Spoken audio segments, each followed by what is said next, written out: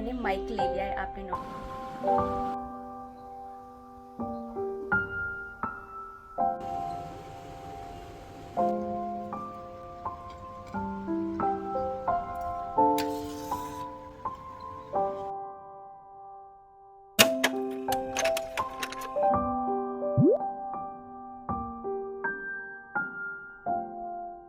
राधे राधे दोस्तों, हरे कृष्णा। कैसे हो आप सब?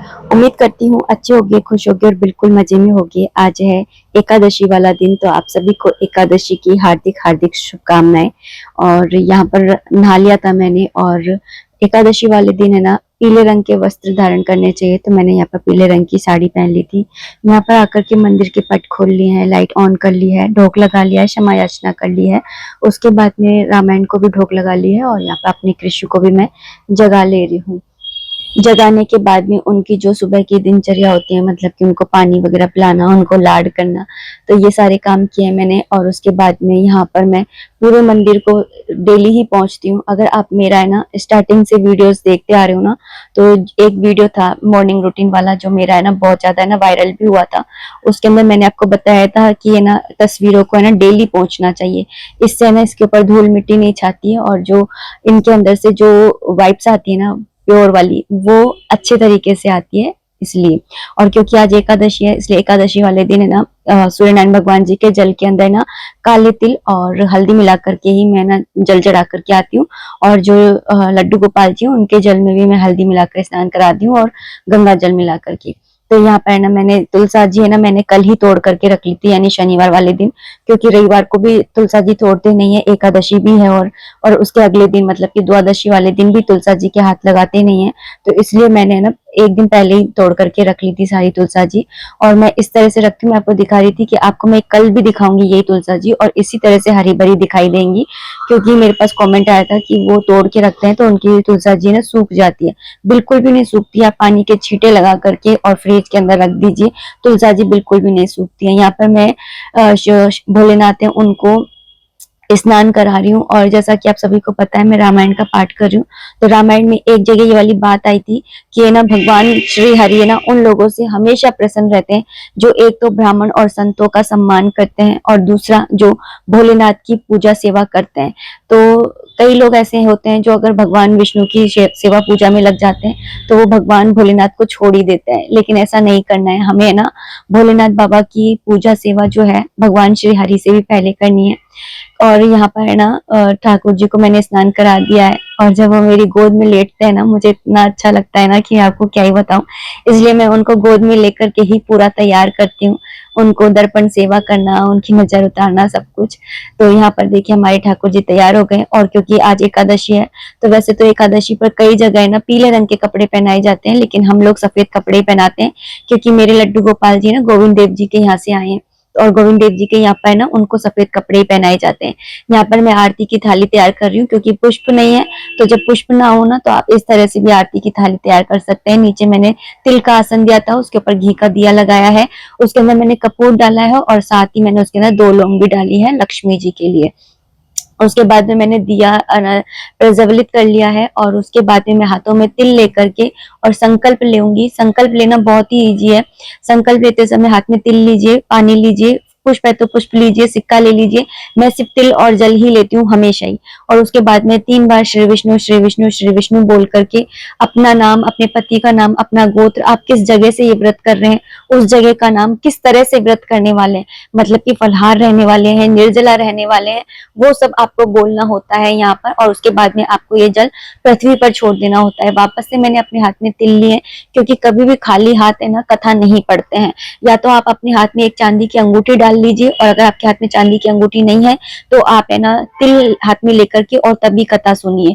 और ये तो एकादशी की हो गई। अगर कोई और दूसरी कथा भी सुन रहे हैं ना, तब भी खाली हाथ नहीं सुनते, तब आप अक्षत लेकर के और फिर कथा सुन सकते हैं। तो यहाँ पर मैं आपको दिखा रही थी कि आज क्योंकि कामदा एकादशी है, इसलिए मैं कामदा एकादशी की ही कथा यहाँ पर पढ़ रही हूँ।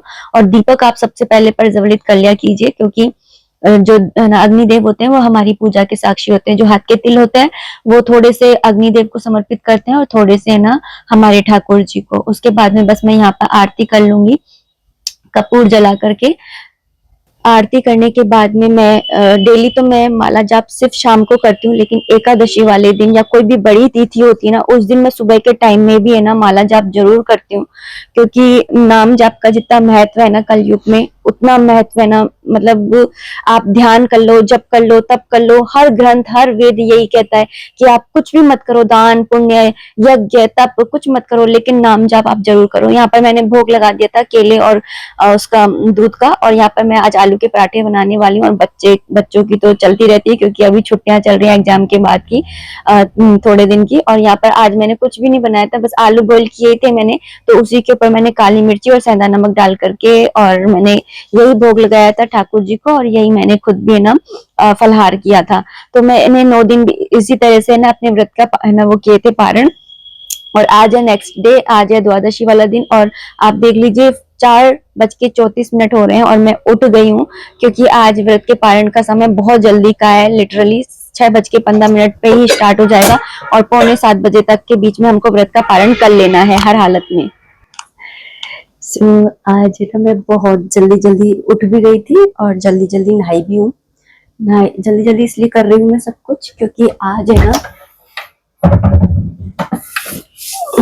एकादशी के व्रत का पारण है। और एकादशी के व्रत का पारण का समय ना सुबह सुबह 6:30 से लेकर के और 6:45 तक ही है। मेरा ऑलमोस्ट टाइम सारा हो गया है, कपड़े भी मैंने धोने के लिए डाल दिए हैं। तो बस है ना मैं चावल बनाने के लिए रख करके, और जो मेरी डेली की है काम, मंदिर की सफाई वगैरह ये करूंगी तो हो जाएगा, मतलब टाइम से हो जाएंगे काम सारे।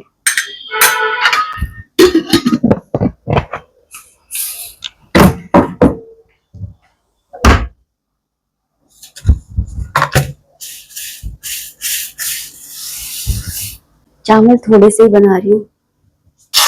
ये जो चावल का पानी होता है ना, सारे प्लांट्स की तो मुझे नहीं मालूम, लेकिन मनी प्लांट के लिए, मनी प्लांट की ग्रोथ के लिए तो ये सबसे बेस्ट है।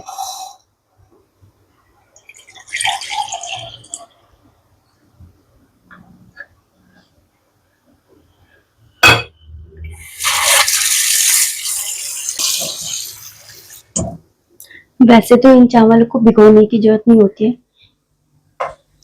लेकिन जल्दी बन जाएंगे इसलिए पानी गर्म होगा इतनी देर में, तब तक मैं भगवान की लाइट जला करके उनको जगा करके आती हूँ।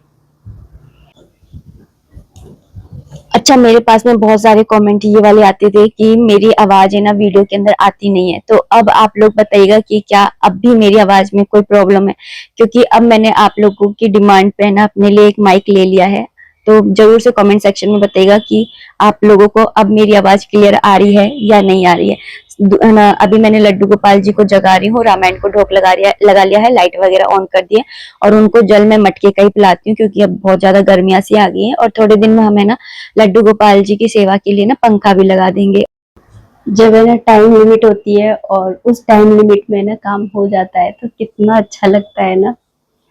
बढ़िया, एकदम टाइम से हो जाएगा, चावल भी बन जाएंगे, चावल का भी इवन भोग लग जाएगा। वैसे मैंने सोचा था तुलसी का पत्ता और चरणामृत लेकर के और व्रत खोल लूंगी, पर मेरे चावल भी बन जाएंगे।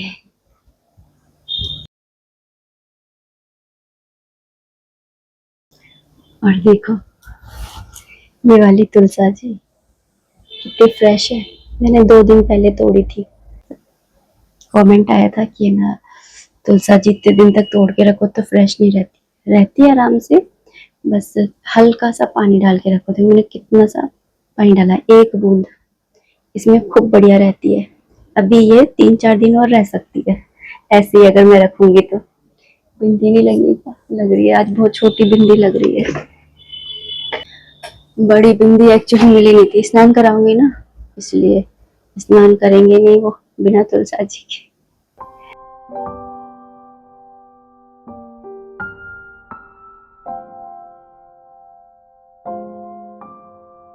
पारण में तुलसा जी और जो जल होता है उनका चरणामृत उसी से ही करती हूँ।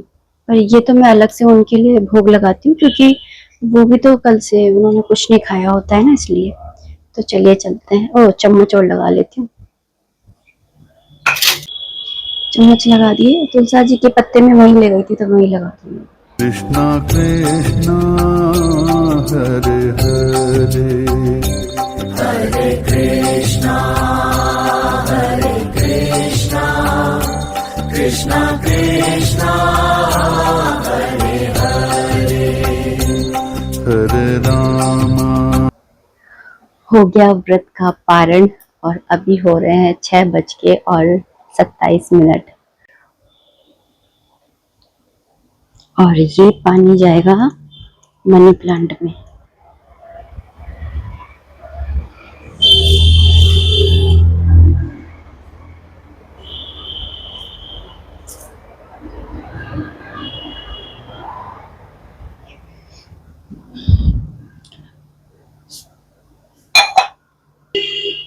आपकी मनी प्लांट अगर ग्रोथ नहीं कर रही है ना, तो एक बार ये जो चावल का पानी है ना, इसे डाल करके देखिएगा। अगर इंडोर मनी प्लांट है ना, तब भी वो इतनी अच्छी ग्रोथ कर जाएगी। हमारी भी इंडोर ही है, मतलब कि जो रोशनी आती है बस वही आती है, और थोड़ी सी जाल में से धूप भी आती है। तो मतलब अच्छी, मतलब इसकी जगह जो है ना, पेड़ पौधे भी अपनी जगह पकड़ लेते हैं कि यहाँ पर वो खुश है। तो जहाँ पे वो खुश है ना, वहां पर उनको रख देना चाहिए। अभी मैं जाऊंगी कपड़े सुखाने। सो हो गया है व्रत का पारण अच्छे से, टाइम से, बिल्कुल। आई होप आप लोगों का भी अच्छे से हो गया होगा, टाइम से हो गया होगा। और मैंने माइक ले लिया है, आपने नोटिस किया होगा, मैंने यहाँ लगा रखा था।